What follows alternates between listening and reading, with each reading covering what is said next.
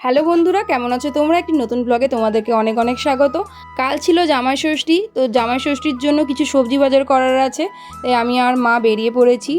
আর আজকে মায়ের একটু মন খারাপ, কেন তোমরা শুনে নাও। খুব মন খারাপ। জামাই ষষ্ঠীর সময় জামাই আসবেন, পরের দিন আসলে হয়।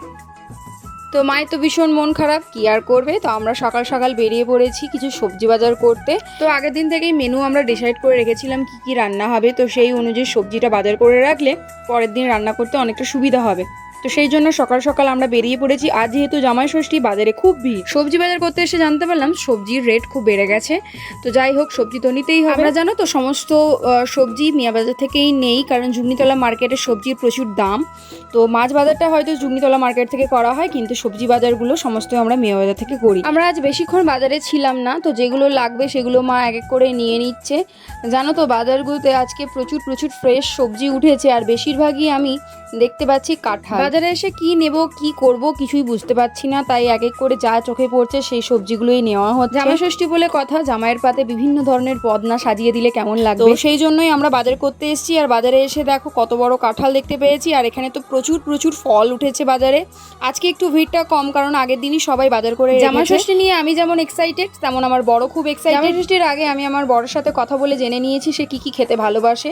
আমার বর পরিষ্কার করে বলেই দিয়েছে তোমার হাতে স্পেশাল চিকেন বিরিয়ানিটা আমি খেতে চাই। মা তো আর বিরিয়ানিটা বানাতে পারবে না, তাই আমি বিরিয়ানিটা রান্না করব। তো এখানে আমরা কিনতে এসেছি আদা, পেঁয়াজ।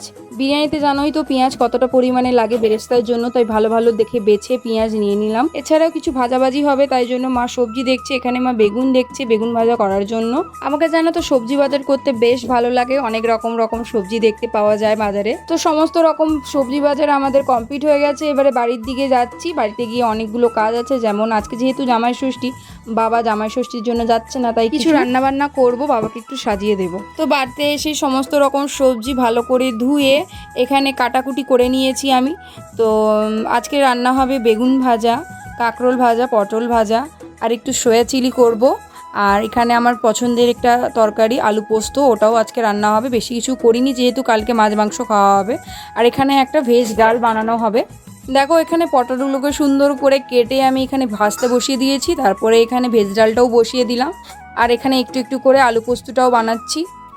রান্নাগুলো হচ্ছে তাড়াতাড়ি কমপ্লিট করে আমি খেতে বসে গেছি। এখানে ডাল রয়েছে, সয়া রয়েছে, আর 3-4 রকমের ভাজাভুজি, আর মা ওখানে আমাকে আলু পোস্তটা দিচ্ছে। দইটা খেতে খেতে ব্লগটা শেষ করছি, দেখা হচ্ছে নেক্সট ব্লগে।